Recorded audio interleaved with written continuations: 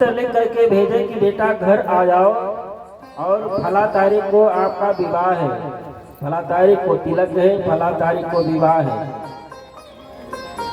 पत्र मिला, वो भाई साहब प्रदेश से घर की तरफ चल दिए पैदल। सवारी साधन की व्यवस्था इतनी थी नहीं, पैदल ही घर के लिए चल पड़े। चलते चलते शाम का समय होने वाला हुआ, रात होने वाले हुए एक गांव मिला, किसी कोई घर मिला, गांव में किसी के यहाँ जाकर के रुक गए। वो भोजन कराया, चारपाई पर बढ़िया बिस्तरा लगा दिया। भोजन करने के बाद में भाई साहब बिस्तर पर लेट गए और चारपाई में खटमल थे, और जो लेट गया तो खटमल आकर के काटने लगे। अब बेचारा क्या करे, नींद आवे नहीं। तो उन्हीं के दरवाजे पर एक कुआं था बड़ा सा।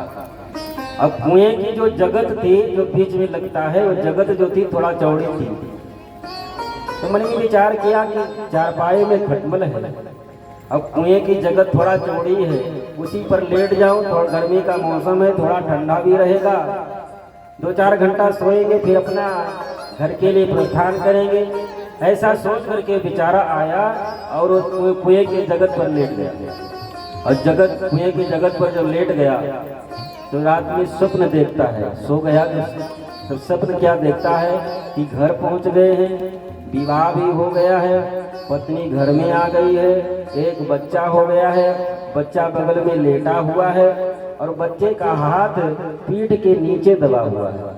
पत्नी आई, डांट करके कहती है कि तुम इतने बेदर्दी हो कि बच्चे का हाथ पर पीठ के नीचे दबाए आराम से लेटे हो, और स्वप्न में ही बेचारे ने करवट ली और 60 हाथ में नीचे चला गया। अब कुएं में गिरने की आवाज हुई, घर वाले मोहल्ले वाले सब एकत्रित हुए, निकाले, सुबह हुए। वो चलने के लिए जब तैयार हुआ तो घर गांव वालों ने कहा कि भैया आपका घर कहाँ है, हम लोग चल करके चले, आपको वहाँ छोड़ा है। उसने कहा घर नहीं जाना है। क्यों? कल तो आप कह रहे थे कि विवाह है, हमको घर पहुँचना है, और आज आप कह रहे कि घर हमको नहीं जाना है। तो उसने कहा कि जब स्वप्न के विवाह में 60 हाथ के नीचे चले गए, स्वप्न वाले विवाह में 60 हाथ नीचे चले गए, हाथ पैर सही सलामत नहीं रहा, और जिसका वास्तविक विवाह होता होगा उसके तो भगवान रक्षा करते होंगे।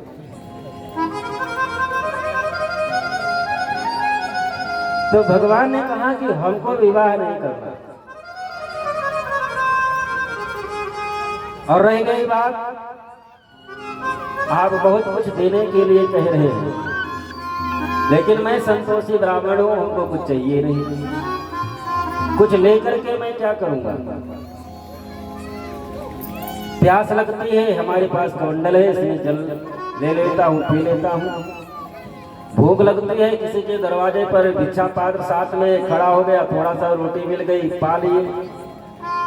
धूप बरसात के लिए हमारे पास में छाता है, और संध्या पूजा करने के लिए हमारे पास आसन है, कहीं पर बिछा लिए, आराम से बैठ करके जब तक पूजा पाठ हो जाता है। हमको आपके घर मकान सोना चांदी हाथी घोड़ा दुनियादारी से क्या लेना देना, ये आपकी अभिलाषा हमसे पूर्ण नहीं हो पाएगी।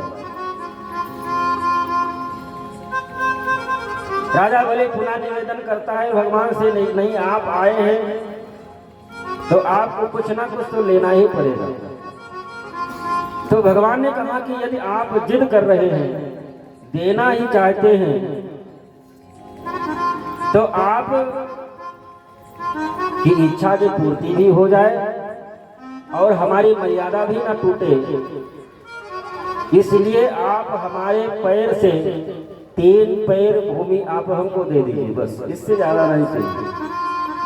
राजा बलि मुस्कुराया कि जितना छोटा सा रूप उतनी ही छोटी बुद्धि, 3 पैर भूमि में क्या कर पाओगे। भगवान ने कहा कि बस उतनी ही चाहिए जितने में मैं आसन लगा करके बैठ करके संध्या पूजा कर सकूं, और हमको और जरूरत ही क्या है, और जरूरत ही क्या है, क्योंकि जितना मिलेगा उतने ही ये अभिलाषा बढ़ती जाएगी। ये अभिलाषा कभी कम होने वाली नहीं है। नारद जी महाराज तीनों लोकों में भ्रमण किया करते थे। एक भिखारी को आते जाते रास्ते में नारद जी देखा करते थे। जब भी इस रास्ते से निकलते उस भिखारी को चौराहे पर बैठा हुआ देखते थे। नारद जी महाराज को संत हैं, दया आ गई। एक दिन उस भिखारी से जाकर के पूछे कि आप इस चौराहे पर बैठ करके कब से भीख मांगते हैं? उस भिखारी ने कहा कि कब से मांगते हैं ये तो हमको भी नहीं पता, क्योंकि ये हमारे कुल खानदान से परंपरा चली आई है। हमारे बाबा परबाबा पिताजी यही चौराहे पर बैठा करते थे और उनकी जगह मैं बैठता हूँ। नारद जी ने कहा कितना मिल जाता है? सुबह से शाम तक बैठा रहता हूँ, खाने भर का मिल जाता है। नारद जी ने कहा कि मैं तुमको एक पत्र लिख देता हूँ, ये पत्र ले जाकर के कुबेर को दे देना और कुबेर तुमको धन संपत्ति दे देंगे, आकर के अपना रोजी रोजगार कर लेना, अपना घर मकान बना लेना। उस भिखारी ने कहा ठीक है महाराज। कुबेर पत्र लिखे और उस भिखारी को दिए कि तुम अमरावती जाओ और ये पत्र कुबेर को दे देना। वो भिखारी अमरावती पहुंचा। कुबेर को नारद जी के द्वारा दिया गया पत्र कुबेर को दिया। कुबेर नारद जी के द्वारा दिया गया पत्र देख करके ये भिखारी को मैं भेज रहा हूँ, इसके कमंडल में जितना धन संपत्ति आप आए, हीरा मणि जेवरात आप देने की कृपा करें। नारद जी की आज्ञा। कुबेर अपने सेवकों को आदेश दिए कि खजाने में लेकर के जाओ, इसको जितना भी धन संपत्ति की आवश्यकता है इसके कमंडल में भर दो। कुबेर का सेवक गया और उस भिखारी के कमंडल में सुबह से शाम तक हीरा मणि जेवरात धन संपत्ति भरता रहा, लेकिन सुबह से शाम हो गई, कमंडल खाली का खाली ही रहा, भरा ही। दूसरे दिन दूसरे खजाने में नंबर लगा। कुबेर के सेवक उस कमंडल में धन संपत्ति भरते रहे। सुबह से शाम हो गई, कमंडल तो नहीं भरा, लेकिन कुबेर का खजाना खाली हो गया। तीसरे दिन तीसरे खजाने में नंबर लगा, उसमें भी सुबह से शाम होने वाली है, लेकिन कमंडल अभी खाली का खाली है।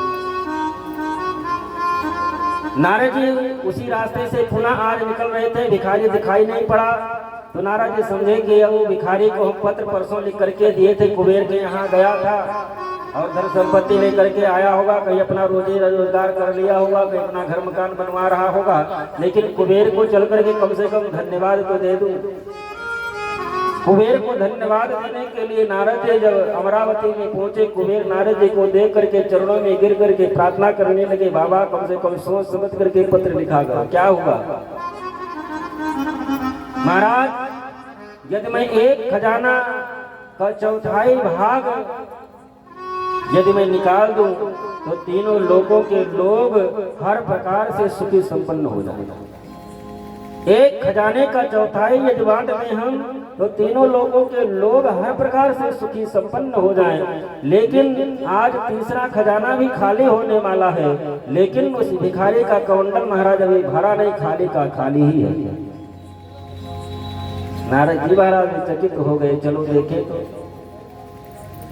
नारद जी आए और उस भिखारी से कहे, भैया थोड़ा अपना कमंडल हमको दे दो। तो नारद जी हाथ में कमंडल लिए और उसको पलट करके जो देखे तो नारद जी ने कुबेर से कहा कि इसके कमंडल को तुम्हारे जैसे 1000 कुबेर आ जाए तब भी नहीं भर पाएंगे। तुम्हारे जैसे 1000 कुबेर आ जाए तब फिर भी इस कमंडल को नहीं भर पाएंगे। क्यों? क्योंकि इसके कमंडल के नीचे मानव की खोपड़ी लगा है। इसके कमंडल के नीचे मानव की खोपड़ी लगाए। मानव की खोपड़ी भरने वाले नहीं है। जिसके पास में 1000 है वो लाख की कामना करता है, जिसके पास में लाख है करोड़ की कामना करता है, जिसके पास में करोड़ है अरबों की कामना करता है। जितना है उससे अधिक की वो कामना करता है। मानव की खोपड़ी कभी तृप्त होने वाली नहीं। वामन भगवान राजा बलि से कहते हैं कि आज आप जितना देंगे कल हमारी कामना और बढ़ेगी, बस हमको उतना ही चाहिए जितना हमको जरूरत है। तो महाराज लेकिन आपके तो 52 अंगुल का शरीर है, छोटे छोटे पैर हैं, आप कहें तो 3 पग भूमि निज पग लेके करो काहा, पर नहीं हुए मृग छाला प्रभु आपके। क्योंकि आपके छोटे छोटे पैर हैं, थोड़ा सा जमीन निकलेगा उसमें आपका मृग छाला बिछाने भर की भी तो जगह नहीं मिल पाएगी। कहाँ धरो दंड कमंडल पोथी पाठ वाली। आप अपने पैर से यदि नापेंगे आपका मृग छाला भी नहीं बिछ पाएगा, और आपके साथ में जो ये आपका कमंडल है, पोथी है, इसको आप कहाँ धरेंगे। कहाँ धरो दंड कमंडल पोथी पाठ वाली, ठाकुर को सिंहासन कहाँ माला झोली जाप की। ये माला झोली भगवान का सिंहासन ये सब आप कहाँ रखोगे फिर। ले हूँ पग 3 ही तो नापे मेरो दैत्य को। 3 ही पग आपको लेना है, लेकिन कोई हमारा दैत्य नाप दे। ले हूँ पग 3 ही तो नापे मेरो दैत्य को, जाके पग एक एक योजन के माप हैं। जो हमारे दैत्य हैं इनके एक एक पैर में एक एक योजन भूमि लग जाएगी महाराज, और 3 योजन भूमि मिल जाएगी तो आपका रहने का बहुत बड़ा जगह मिल जाएगा। बावन भगवान ने कहा कि राजन यदि आपको देना है तो जैसा मैं कह रहा हूँ वैसा आपको करना होगा, नहीं तो भैया हल चले। तस्मात् तो महीनीसा हम वर्धसभा पदानि तीर्ण दैतेन्द्र संमितान पदमा। मैं अपने ही पैर से 3 पग भूमि नापूंगा। तो राजा बलि ने कहा ठीक है, यदि आप चाहते हैं अपने ही पैर से नापना तो जहां चाहे नाप लो। 52 भगवान ने कहा कि हम ऐसे थोड़ी ना लेंगे, तो आपको संकल्प करना पड़ेगा, क्योंकि बिना संकल्प किए दान का कोई फल नहीं मिलता। संकल्प मतलब पक्का रजिस्ट्रेशन, पक्की रजिस्ट्री मानी जाती है संकल्प।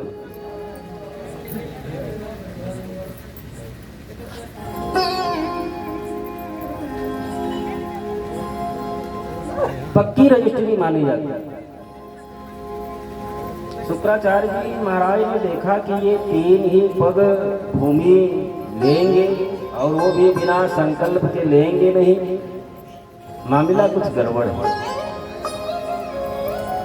शुक्राचार्य महाराज ने देखा कि ये 3 पर भूमि और वो भी बिना संकल्प के लेंगे नहीं, कुछ मामला गड़बड़ जरूर है। शुक्राचार्य जी महाराज ध्यान का घर करके जब देखे ये भगवान नारायण, शुक्राचार्य जी को एक तरफ ले जाकर के समझाए कि ये वैरोचनी साक्षात, ऐसा वैरोचनी साक्षात भगवान विष्णुरप्या कश्यपाद अदितिर्जातौ देवानां कार्य साधकाः। ये कोई साधारण ये ब्राह्मण कुमार नहीं है, ये देवताओं के कार्य साधना के लिए, देवताओं के कार्य को बनाने के लिए एक कश्यप और अदिति से जो जन्म लेकर के आए हैं, ये साक्षात भगवान नारायण हैं। ये वामन का रूप धारण करके आए हैं और 3 पग भूमि आपसे संकल्प करा लेंगे, लेकिन 3 ही पैर में ये तीनों लोगों को नाप लेंगे और तीसरा पैर रखने के लिए कोई जगह नहीं मिलेगा, और संकल्प पूर्ण न कर पाने के कारण तुमको नरक में जाना पड़ेगा। राजा बलि ने कहा गुरुदेव अब मैंने हाँ कर दिया है तो अब देंगे। आज भले ही आपके आज्ञा का उल्लंघन हो रहा हो और गुरु आज्ञा के उल्लंघन के कारण भले ही हमको नरक में जाना पड़े, वो हमको स्वीकार है। संकल्प पूर्ण ना हो पाए उसके फलस्वरूप हमको नरक जाना पड़े वो हमको स्वीकार है। लेकिन हमारे कुल खानदान की जो परंपरा चली आई है, मैं झूठ नहीं बोल सकता, क्योंकि नहीं असत्य सब पातक पुंजा, नहीं असत्य सब पातक पुंजा, नहीं असत्य सब पातक पुंजा, असत्य सब पातक पुंजा, नहीं असत्य पातक पुंजा, नहीं असत्य सब पातक पुंजा, नहीं असत्य सब पातक पुंजा, नहीं असत्य सब पातक पुंजा। राजा शुक्राचार्य से कहता है कि महाराज, हमको पता है कि आपकी आज्ञा पालन न करने के कारण नरक में जाना पड़ेगा, लेकिन आज आप झूठ बोलने के लिए कह रहे हैं, इसलिए मैं झूठ नहीं बोल सकता। आप धर्म पथ पर जब तक चलने के लिए हमको कहे, मैं आपकी हर आज्ञा का पालन करता रहा। श्री सुखदेव जी महाराज कहते हैं कि राजन, इस कथा से यही सीख लेनी चाहिए कि अपने से श्रेष्ठ, अपने से बड़े, अपने गुरुदेव जब तक वो धर्म पथ पर चलने की आज्ञा दे, उसके गुरुदेव के हर आज्ञा का पालन करना चाहिए। लेकिन कभी भूल से यदि अपने गुरु भी हों, अगर अधर्म पथ पर चलने के लिए आज्ञा दे तो उनकी आज्ञा का अवहेलना कर देना चाहिए। राजा बलि ने कहा कि महाराज, आज हमारे दोनों हाथ में लड्डू है, यदि साधारण कोई ब्राह्मण कुमार होंगे तो मैं संकल्प करके दूंगा, ये अपना 3 पैर भूमि नाप लेंगे, हमारा संकल्प पूर्ण हो जाएगा।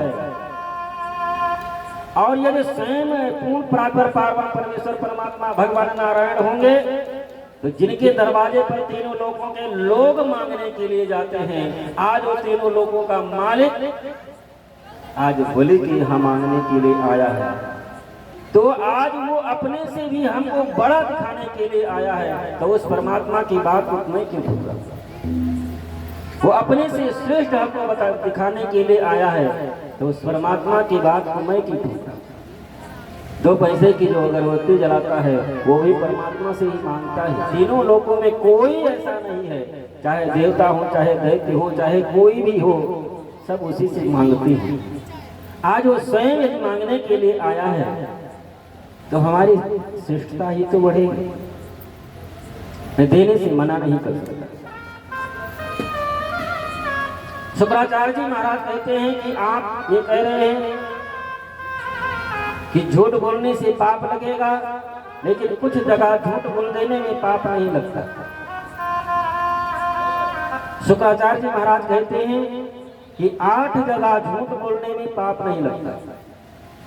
स्त्री नर्म विवाहे च वृद्ध्यर्थे प्राण संकटे गो ब्राह्मणार्थे हिंसायां नानितं स्यात् जुगुप्सितम्।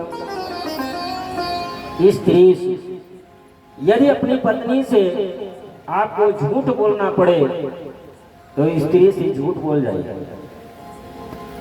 क्योंकि इन माताओं का हृदय इतना कोमल होता है और इनको श्राप भी मिला है कि आप कत्ल करके आए किसी का और आकर के अपनी पत्नी को बता दे कि फलना को हम मार करके आए हैं, किसी को बताना नहीं, नहीं तो हमको फांसी हो जाएगा।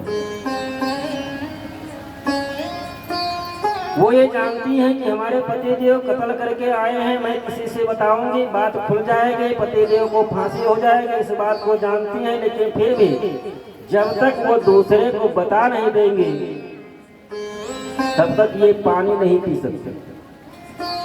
जा करके अपने पड़ोसन से कहेंगे, अरे भाई जानती हो हमारे पतिदेव आज फलनमा को मार करके चले आए हैं और हमसे कहे कि किसी से बताना नहीं, लेकिन अब आप हमारी हैं, अपनी हैं, इसलिए मैं आपको बता दूं।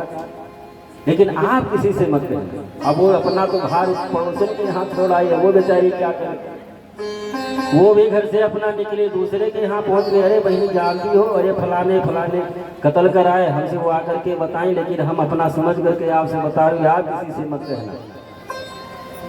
और ये बात मुश्किल से 10 मिनट के अंदर पूरे गांव में फैल जाएगी। कोई भी चीज का प्रचार प्रसार करना, आप मीडिया का प्रयोग मत करिए। आप किसी माता को बता दीजिए, पूरे गांव में, पूरे इलाके में, बहुत जितना जल्दी मीडिया वाले नहीं फैला पाएंगे उससे ज्यादा जल्दी पहुंचा देंगे, क्योंकि ये बात को पचा नहीं सकते, इनको श्राप मिला।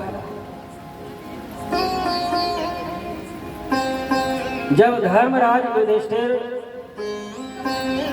अपने पूर्वजों का पिंडदान कर रहे थे तो कुंती मां आकर के धर्मराज युधिष्ठिर से कहती है कि बेटा कर्ण का भी पिंडदान कर दो। क्यों? कर्ण हमारा क्या लगता है, कर्ण तुम्हारा बड़ा भैया। धर्मराज युधिष्ठिर ने कहा कि मां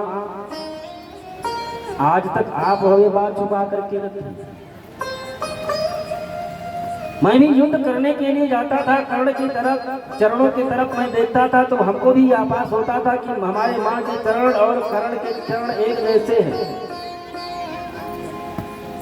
लेकिन यदि आप ये बात पहले बताई होती तो महाभारत युद्ध का दृश्य कुछ और होता। आज कर्ण हमारा भाई हमारे साथ में होता तो महाभारत के युद्ध में मारा नहीं जाता। मां, मैं स्त्री जाति को श्राप देता हूं कि आज के बाद में कोई भी स्त्री अपने हृदय में कोई भी बात छुपा करके नहीं रख पाएगी। धर्मराज युधिष्ठिर का श्राप है माताओं को, ये अपने हृदय में कोई बात छुपा करके नहीं रख सकती।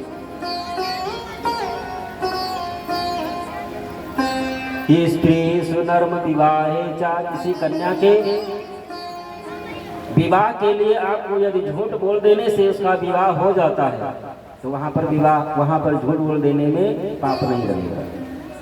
स्त्री सुनर्म विवाहे चा वृत्त्यर्थे, यदि अपनी वृत्ति जा रही हो जिससे आपका पूरे परिवार का पालन पोषण चल रहा हो, चाहे नौकरी हो चाहे बिजनेस हो, कुछ भी हो, आपकी वृत्ति यदि जा रही है, यदि एक बार झूठ बोल देने से आपकी वो वृत्ति रुक जाती है तो वहां पर भी झूठ बोल देने में पाप नहीं लगता। वृत्त्यर्थे प्राण संकटे, यदि आपके प्राण संकट में हैं, यदि एक बार झूठ बोल देने से आपके प्राण बच जाते हैं तो वहां पर भी झूठ बोल देने में पाप नहीं लगता। वृत्त्यर्थे प्राण संकटे गो ब्राह्मणार्थे हिंसायाम, गौ और ब्राह्मण,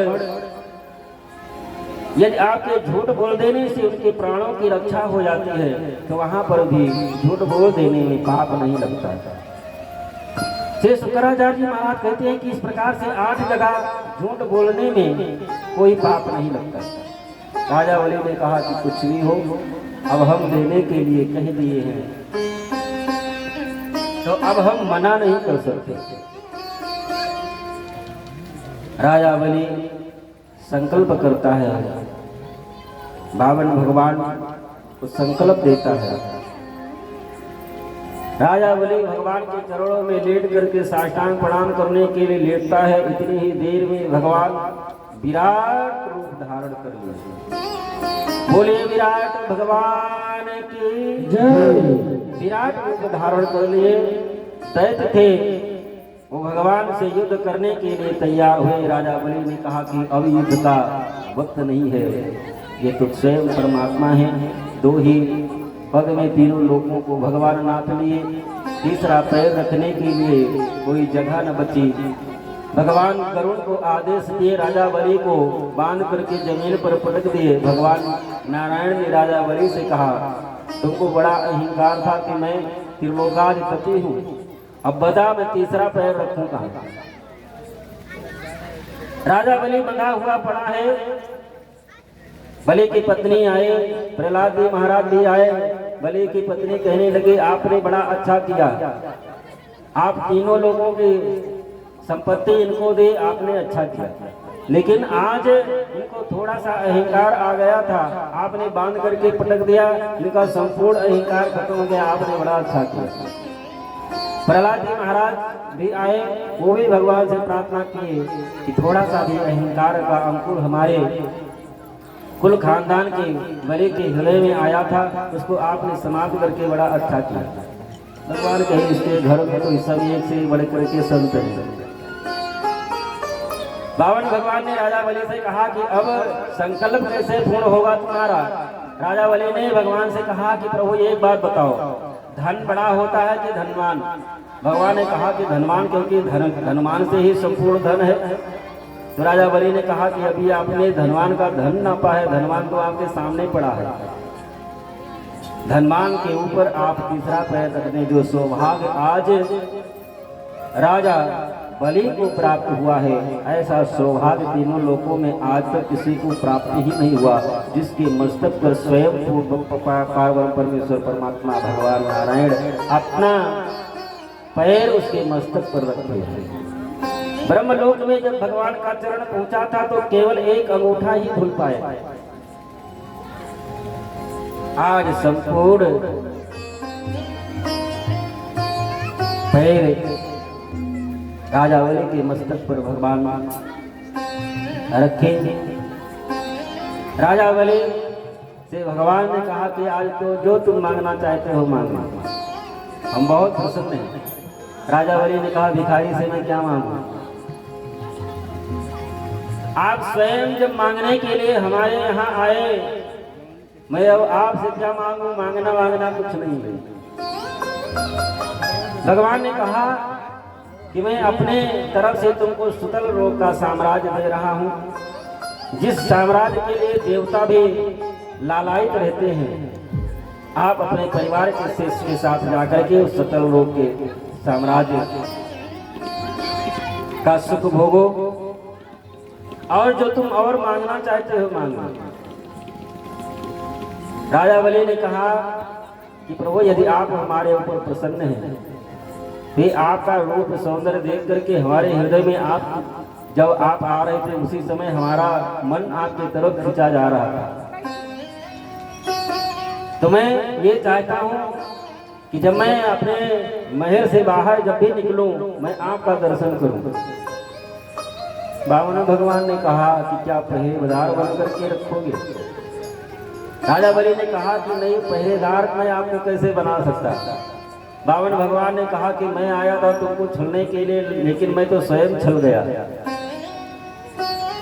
सुतल लोक का जो राजमहल है उसमें 52 द्वार है।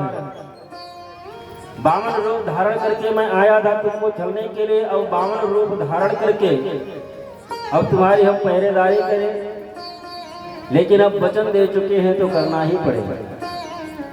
राजा बलि सुतल लोक का राजा बना। वो 52 भगवान जो राजा बलि को छलने के लिए गए थे और 52 रूप धारण करके राजा बलि के दरवाजे पर सोटा लेकर के बैठे रहते कि किस दरवाजे से कब निकले, क्योंकि ये वचन दे चुके दर्शन देना है। 52 द्वार हैं तो किस द्वार से निकले, तो 52 रूप धारण करके 52 दरवाजे पर बैठे। और इधर लक्ष्मी जी को जब ये पता चला कि पति देव गए थे राजा बलि को छलने के लिए, अभी तक लौट करके नहीं आए, पता लगा वो सुतल लोक में चले गए हैं, पहरेदारी कर रहे हैं। अब करे क्या। सावन मास की पूर्णिमा तिथि को लक्ष्मी जी आई और राजा बलि के हाथ में रक्षा बांधती है। राजा बलि ने कहा कि बहन आज तो हमारे हाथ में रक्षा बांधी है और जो मांगे मांगने के लिए तैयार, देने के लिए मैं तैयार हूँ। लक्ष्मी जी ने कहा भैया यदि आप देना ही चाहते हैं तो आपके दरवाजे पर जो पहरेदार बैठा हुआ है ये पहरेदार आपको दे दो। महाराज बलि का चरित्र कितना ऊंचा था कि जिसके दरवाजे पर स्वयं भगवान नारायण मांगने के लिए गए, जिसके यहाँ स्वयं लक्ष्मी जी मांगने के लिए गई, तो राजा बलि कोई साधारण था, वो तो भगवान से भी बढ़कर के था। लक्ष्मी जी भगवान नारायण को मांग करके लेकर के आई। श्री सुखदेव जी महाराज कहते हैं कि राजन, ये प्रहलाद जी का जो वंश था, इनके वंश में आगे चल करके एक से एक प्रतापी राजा हुए। इन्हीं महाराज राजा बलि का पुत्र जो हुआ बाणासुर, 1000 हाथों से वाद यंत्र बजा करके भगवान शिव को प्रसन्न कर लिया और भगवान शिव बाणासुर के नगर के पहरेदारी करने का दायित्व संभाल लिए थे। और उस बाणासुर से संग्राम करने के लिए स्वयं द्वारिकाधीश भगवान कृष्ण को आना पड़ा था, आगे कथा आएगी। और रक्षा करने के लिए भगवान शिव और भगवान द्वारकाधीश की सेना को आपस में लड़ना पड़ा बाणासुर के लिए, जो राजा बलि का ही पुत्र था। श्री शुक्राचार्य जी, श्री सुखदेव जी महाराज कहते हैं कि राजन, महाराज बलि बहुत बड़े प्रतापी राजा हुए और आगे चल करके इनका वंश जो आगे भी हुआ, सब एक से एक बढ़ करके सब राजा महाराजा हुए। श्री सुखदेव जी महाराज कहते हैं कि राजन, आगे श्रीमद् भागवत में जो 9वां स्कंद है, 9वें स्कंद में 24 अध्याय हैं। 24 अध्याय में 12 अध्याय सूर्यवंश की कथा है और 12 अध्याय में चंद्रवंश की कथा है। अब समय भी 10 बज गए, समय भी लगभग पूरा हो गया है, लेकिन फिर भी बहुत संक्षेप में श्री सुखदेव जी महाराज कहते हैं कि राजन, श्रीमद् भागवत का जो 9वां स्कंद है, 24 अध्याय, 24 अध्याय में 12 अध्याय सूर्यवंश की कथा, 12 अध्याय में चंद्रवंश की कथा। पहले सूर्यवंश की कथा है, बाद में चंद्रवंश की कथा है। पहले सूर्यवंश की इसलिए कथा है, सूर्यवंश में भगवान राम का जन्म होता है और चंद्रवंश में भगवान कृष्ण का जन्म होता है। हैं तो दोनों एक ही, भगवान राम और भगवान कृष्ण में कोई अंतर नहीं है। जो भगवान राम है वही भगवान कृष्ण है। लेकिन सूर्यवंश की कथा सबसे पहले इसलिए कही, भगवान राम के चरित्र की कथा इसलिए कही क्योंकि जब तक भगवान राम के चरित्र को समझोगे नहीं, तब तक भगवान कृष्ण के चरित्र को समझ नहीं पाओगे। क्योंकि भगवान कृष्ण का जो चरित्र है बड़ा टेढ़ा है। श्री सुखदेव जी महाराज कहते हैं, भगवान राम ने जो किया है वो करने के योग्य है, लेकिन भगवान कृष्ण ने जो किया है वो करोगे तो बर्बाद हो जाओगे। भगवान राम ने जो किया है वो करने के योग्य है, लेकिन भगवान कृष्ण ने जो किया है वो करोगे तो बर्बाद हो जाओगे। 6 दिन के थे, हलाहल विष पूतना लगा करके आई मुंह में, अस्तर में, और भगवान को पिला दिया। अब भगवान कृष्ण ने हलाहल विष पी लिए और आप पिएंगे तो सीताराम हो जाएंगे। 1000 फन वाले कालिया नाग के मस्तक पर चढ़ करके भगवान कृष्ण ने नृत्य किया और घर में एक छोटा सा सांप आ जाए तो पूरे घर वाले घर छोड़ करके भाग खड़े होते। तो भगवान कृष्ण ने जो किया है वो करने के योग्य नहीं है, लेकिन भगवान कृष्ण ने जो कहा है गीता के माध्यम से वो करने के योग्य है। भगवान राम ने जो किया है वो करने के योग्य है और भगवान कृष्ण ने जो कहा है वो करने के योग्य है।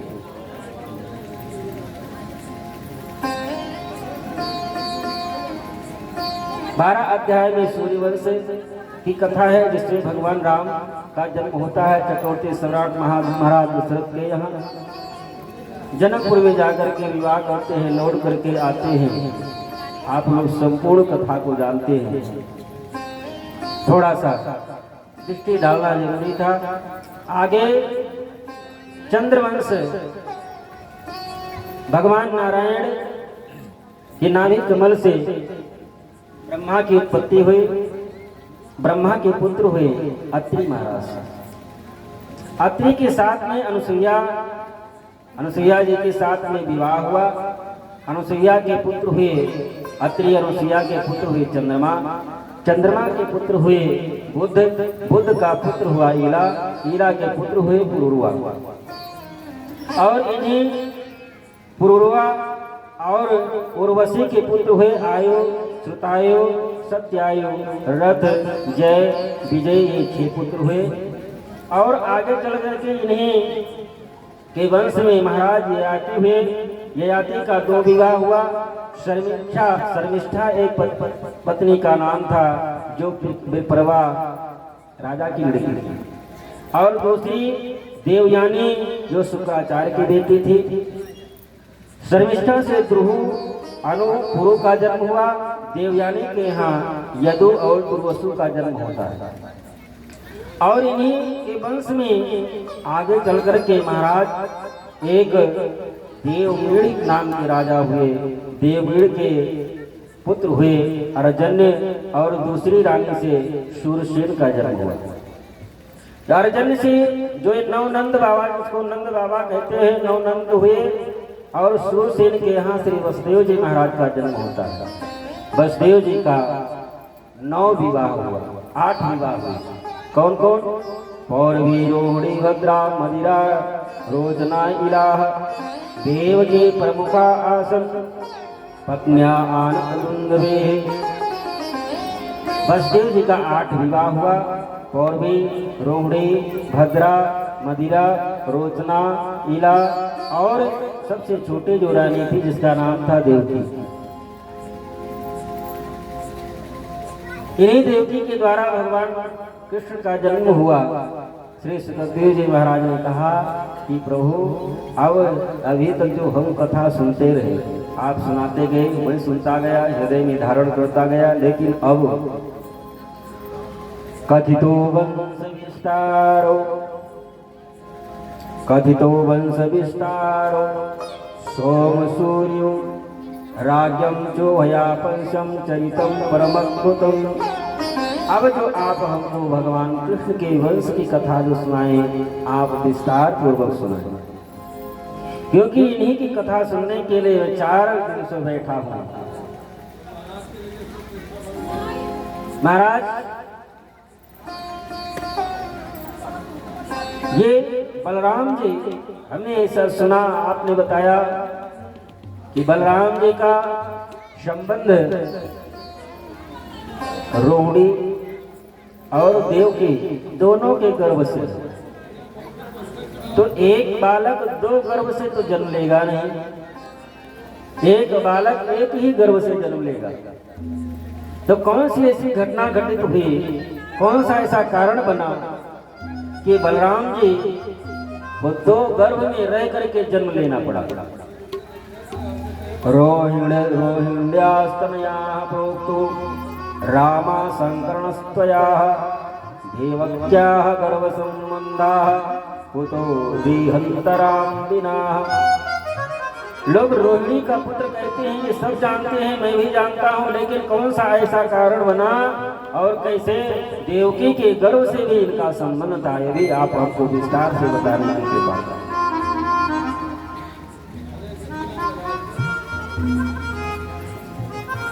श्री सुखदेव जी महाराज ने कहा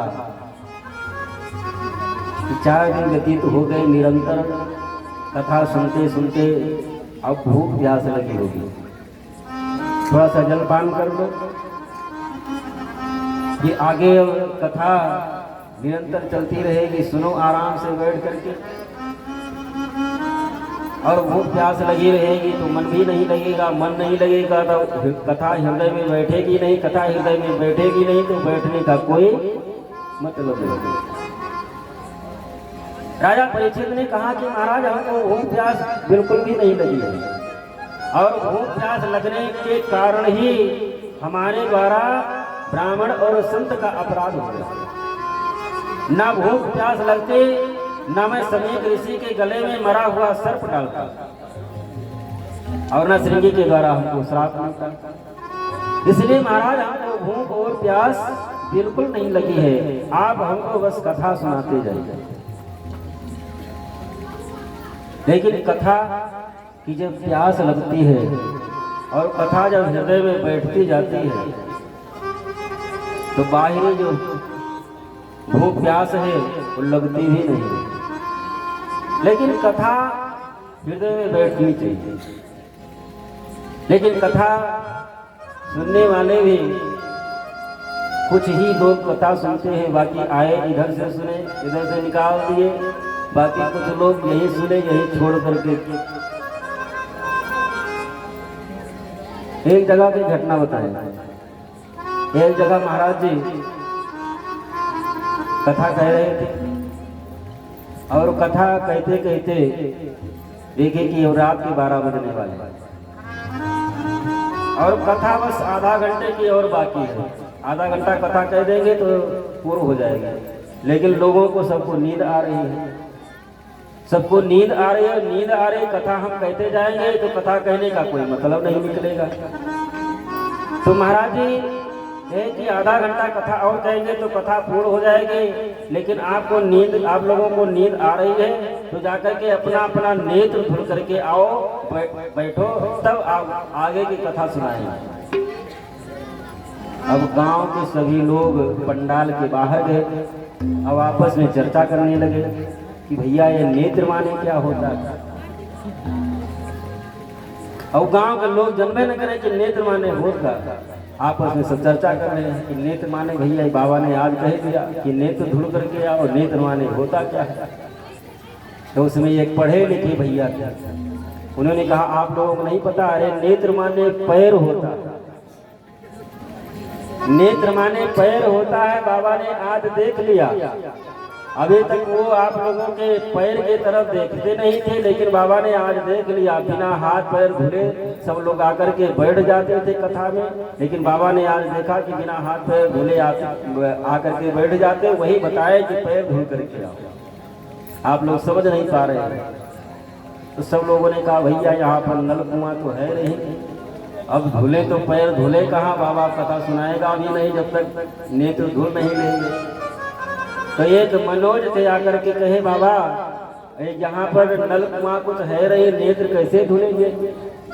तो बाबा को क्या पता कि नेत्र का अर्थ ही दूसरा लगा बैठे हैं सब। बाबा कहे कि हमारे कमंडल में पानी है, ले जाकर के सब अपना अपना नेत्र धो लो। अरे नेत्र धुलने के थोड़ा थोड़ा पानी आंख में लगाना ही तो है, थोड़ा थोड़ा पानी में कमंडल भर में हो जाता सबका। अब पंडाल के पीछे लेकर के गए तो सब कहने लगे भैया ये एक लोग का नेत्र तो धुल पाएगा, बाकी सब लोग क्या करेंगे। तो एक ने कहा कि मूर्ख हो, एक काम करो, बाबा का कमंडल बड़ा है, सब लोग अपना अपना नेत्र कमंडल में डुबाते जाओ, सबका नेत्र भी धुल जाएगा और कमंडल में पानी भी कम नहीं पड़ेगा। अब एक एक करके सब अपना अपना पैर बाबा के कमंडल में डुबाते गए,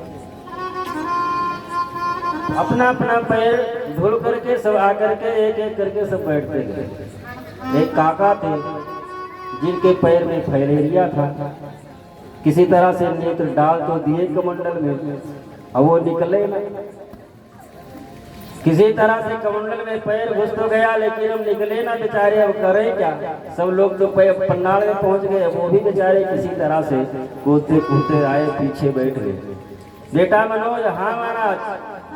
अरे हमारा कमंडल, अरे महाराज क्या बताएं, हमारे काका जी का नेत्र थोड़ा मोटा था और वो इतना मोटा है कि वो तमाम दवा भी कराए, यहाँ से गोंडा लखनऊ बम्बई तक दवा कराए, लेकिन उनका नेत्र नहीं सही हुआ। और महाराज आज वो किसी तरह से अपना नेत्रवा कमंडल में डाल तो दिए, लेकिन वो निकलवा नहीं कर रहा है, पीछे बैठे। बाबा ने कहा कि नेत्र तो इतना छोटा सा होता है, वो कमंडल में जाने कोई औचित्य नहीं है। कहाँ है काका, आपके पीछे अपना पैर उठा करके दिखाए। महाराज ने कहा कि ये नेत्र का अर्थ पैर लगा बैठे, 7 दिन तक कथा सुनते रहे, इनको पता ही नहीं है कि नेत्र किसको कहते हैं, पैर किसको कहते हैं। लेकिन यहाँ तो सब पढ़े लिखे हैं, यवन क्षेत्र है, कपिल भगवान के गांव के लोग हैं जो सांख्य दर्शन का ज्ञान दे करके गए, यहाँ तो सब ज्ञानी भगत हैं, कहीं की बात नहीं होगी। राजा परीक्षित ने कहा कि आप हमको केवल कथा सुनाइए, और वो भी विस्तार से हम अपने प्रभु की कथा सुनना चाहते हैं कि जिन्होंने आकर के गर्भस्थ जब मैं गर्भ में था वो हमारी आकर के रक्षा की थी, उन प्रभु का विस्तार से कथा सुनाए। जिन्होंने हमारे पूर्वजों को, हमारे बाबा परबाबा को कौरव जैसे विशाल सेना से विजय दिलवाए, उन प्रभु की कथा को आप हमको विस्तार से सुनाइए। श्री सुखदेव जी महाराज ऐसे श्रोता को देख करके बड़े प्रसन्न हुए। श्री सुखदेव जी से कहते हैं कि राजन,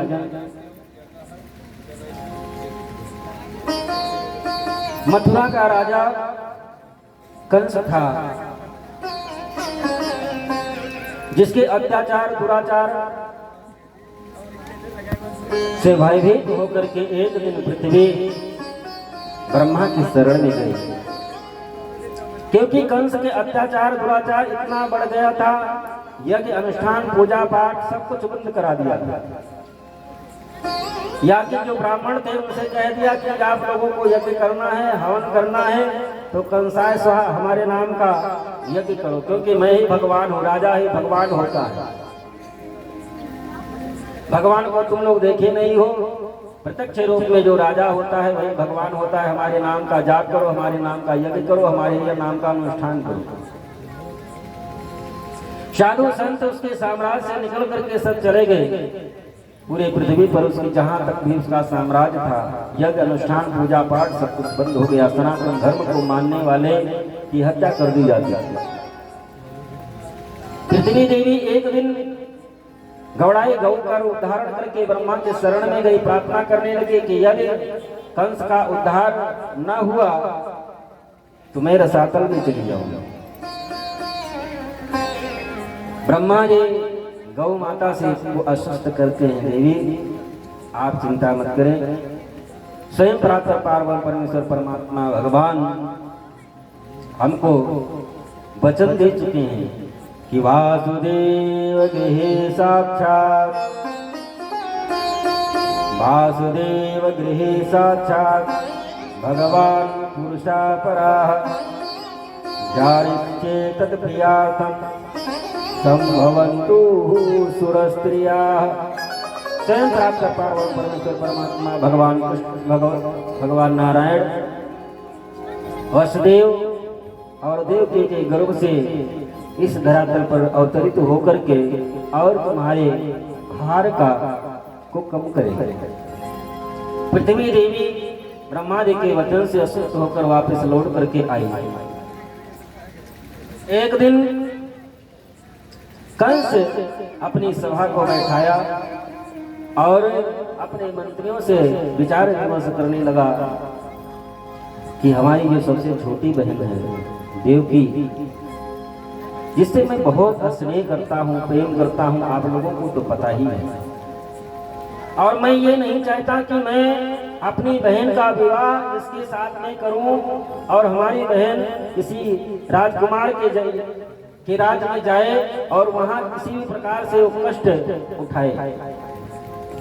यदि हमारी बहन को किसी भी प्रकार का कष्ट हुआ, दुख हुआ, तो वो मैं बर्दाश्त नहीं कर पाऊंगा। इसलिए आप लोग हमको विचार विमर्श दें कि किसके साथ में कहां मैं अपने बहन का विवाह करूं। मंत्री ने कहा कि आपके और अन्य बहनों का विवाह वसुदेव जी के साथ में हुआ है, जो वहां जाने पर हर प्रकार से सुखी संपन्न है, किसी भी प्रकार का उनको कष्ट नहीं है, कोई तकलीफ नहीं है, और ये सबसे छोटी है, तो इसका भी विवाह वसुदेव जी के साथ में कर दीजिए, ये भी सुखी रहेगी, कोई कष्ट इसको भी नहीं होगा। वसुदेव जी के साथ में विवाह पक्का कर दिया। कंस की बात को कौन टाले, बारात लेकर के वसुदेव जी आए, वैवाहिक कार्य संपन्न हुआ। देवकी से इतना स्नेह प्रेम करता है कि हजारों की संख्या में दास दासिया देवकी की सेवा करने के लिए दिया और स्वयं सारथी बनकर के देवकी को भेजने के लिए, देवकी वसुदेव को भेजने के लिए चल पड़ा। देवताओं ने जब ये देखा कि कंस स्वयं देव के वसुदेव को ये भेजने के लिए जा रहा है, इतना स्नेह प्रेम कर रहा है, तो इसके द्वारा जो बालक जन्म लेगा इसका उद्धार कैसे करें। आकाशवाणी हुई, अस्यस्याष्टमो गर्भो अन्ताया वहसीरबुध। अरे मूर्ख, जिसको इतना तू स्नेह प्रेम दे रहा है, इतने स्नेह प्रेम से जिसको तू भेजने के लिए जा रहा है, जिसका 8वां गर्भ तुम्हारा काल होगा, काल होगा, काल होगा। अब इतना स्नेह प्रेम करने वाला कंस, जो दुष्ट स्वभाव के होते हैं, इनके हृदय में कब प्रेम आ जाए और ये कब अपने पर उतारू हो जाए, कोई पता नहीं। रथ पर ही देवकी के बाल को पकड़ा और अपने हाथ में बंधा करके और देवकी को रथ के नीचे खींच लिया। तलवार निकाली मारने के लिए। नवन नीच कर अति दुखदायी। जो नीच प्रकृति के हैं, ये थोड़ी देर के लिए अगर विनम्रता दिखा दें तो समझ लीजिए बाद में बहुत बड़ा कष्ट देने वाले हैं। नवन नीच के अति दुखदायी। तलवार निकाल लिया मारने के लिए। वसुदेव जी महाराज रथ से नीचे उतर करके आए, हाथ जोड़ करके निवेदन करने लगे, महाराज आप जैसे योद्धा, आप जैसे वीर एक अबला की हत्या करें, आपका ही अपयश फैले। एक तो स्त्री अबला, दूसरी आपकी सगी बहन, जिसको स्वयं आप विवाह करके उसके घर भेजने के लिए जा रहे थे। कंस ने कहा कि तुम आकाशवाणी तुमने नहीं सुनी कि अब से कुछ देर पहले जो आकाशवाणी हुई कि इसके 8वां गर्भ तुम्हारा काल होगा, तो जब वृक्ष ही नहीं रहेगा तो फल कहाँ से लगेगा।